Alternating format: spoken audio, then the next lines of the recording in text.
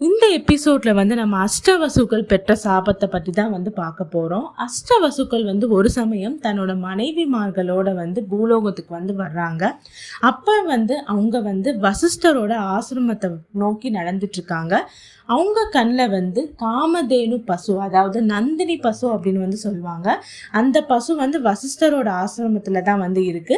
அந்த பசுவை இந்த அஷ்டவசுக்கள் பார்க்குறாங்க.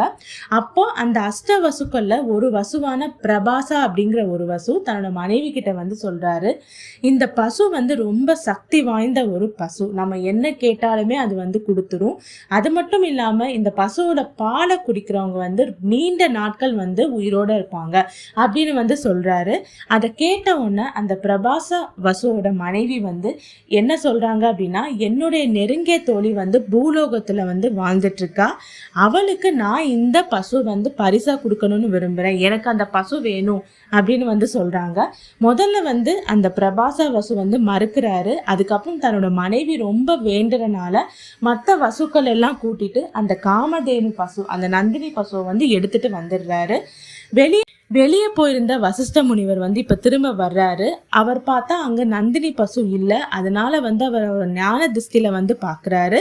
அதுல அவருக்கு தெரிய வருது, இந்த அஷ்ட வசுக்கள் தான் அந்த பசுவை திருடிட்டு போயிருக்காங்க அப்படின்னு சொல்லிட்டு உடனே அந்த வசிஷ்ட முனிவர் அஷ்ட வசுக்கு சாபம் கொடுத்துடுறாரு. இந்த மாதிரி நீங்க பூலோகத்துல மனிதர்களா பிறந்து ரொம்ப கஷ்டப்படுவீங்க அப்படின்னு சபிச்சிடுறாரு. ஆனா அதுக்கு அஷ்ட வசுக்கள் ரொம்ப வசிஷ்ட முனிவர் கிட்ட கெஞ்சி கேட்குறாங்க இந்த சாபத்தை திரும்பி வாங்க சொல்லி. அதுக்கு வசிஷ்ட முனிவர் என்ன சொல்றாரு அப்படின்னா, நீங்க பூலோகத்துல மனிதனா பிறந்து உடனே மோட்சம் அடைஞ்சிருவீங்க அப்படின்னு சொல்லிடுறாரு. ஆனா இந்த பிரபாசா வசு மட்டும் முழு வாழ்க்கையுமே மனிதனா வாழ்ந்தாகணும். ஏன் அப்படின்னா இவனாலதான் நீங்க எல்லாருமே இந்த பசுவை திருட வந்தீங்க. அது மட்டும் இல்லாம இவன் அந்த முழுசா மனித வாழ்க்கை வாழும் போது எந்த ஒரு திருமணமும் செய்யாம பிரம்மச்சாரியா தான் வாழ்வான். ஏன்னா தன்னோட மனைவிக்காக தான் இப்படி செஞ்சான். அது மட்டும் இல்லாம அவன் இறுதியில இறந்து போகும்போது ஒரு பெண் கையால தான் இறந்து போவான் அப்படின்னு வசிஷ்ட முனிவர் சபிச்சிடுறாரு. இந்த எபிசோட்ல அஷ்டவசுகள் பெற்ற சாபத்தை பத்தி பார்த்துட்டோம். கங்கா தேவிக்கும் சாந்தனு மகாராஜுக்கும் பிறக்கிற அந்த 8வது குழந்தை தான் அந்த பிரபாசா வசு. அவர் யாருங்கிறது அடுத்த எபிசோட்ல பார்க்கலாம்.